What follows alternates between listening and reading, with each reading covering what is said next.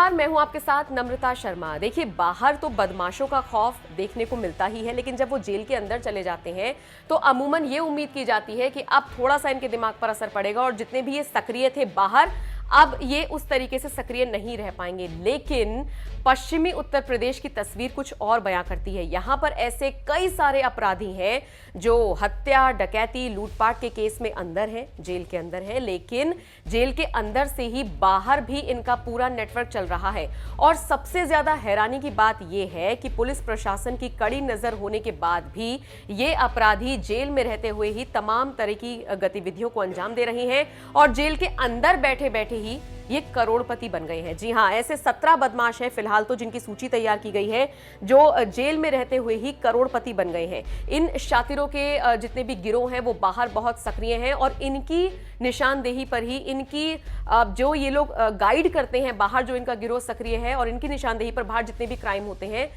ये अपने आप में चिंता का विषय है। सोचिए, जेल से भी इस तरह का नेटवर्क चल रहा है कि जेल के अंदर बैठे क्रिमिनल्स करोड़पति बन रहे हैं। अब देखिए, जो जेल में बंद है ये कैदी, इन पर हत्या, लूट, डकैती, अपहरण, फिरौती वसूलने जैसे मामले दर्ज हैं और बाहर भी ये इसी तरीके की वारदातों को अंजाम दे रहे हैं। बता दूं आपको, सुनील राठी, शायद आपने नाम सुना होगा, धर्मेंद्र, संजीव जीवा, सुशील मूछ, योगेश भदौड़ा, उधम सिंह, ये इस तरह के कुछ ऐसे क्रिमिनल्स हैं जो जिनको जेल में बंद किया जा चुका है, लेकिन इनके गिरोह बाहर सक्रिय हैं। हालांकि योगी सरकार ने इन सब की सूची तैयार की है। कहा तो ये भी जा रहा है कि योगी सरकार एक्शन में है और जो क्रिमिनल्स हैं उनके पोस्टर्स चस्पा किए जा रहे हैं ताकि जो फरार क्रिमिनल्स हैं उनको पकड़ा जा सके और जो अंदर से क्रिमिनल्स एक्टिविटीज कर रहे हैं, उनके जो गिरोह हैं, उनके जो सदस्य हैं, उनको भी पकड़ा जा सके। लेकिन ये देखना बेहद दिलचस्प होगा कि योगी सरकार जिस तरीके से एक्शन में है, ये कितना कारगर साबित होता है, क्योंकि कहीं ना कहीं ये जो अपराधी हैं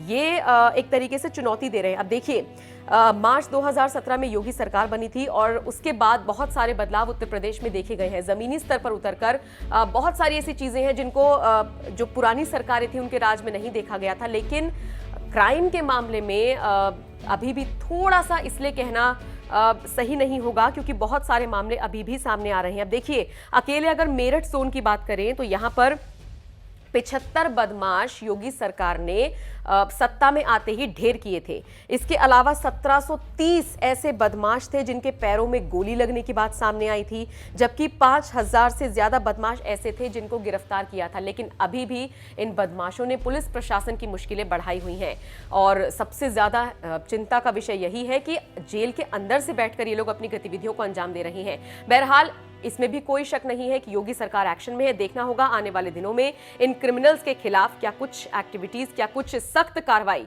योगी सरकार की तरफ से की जाती है।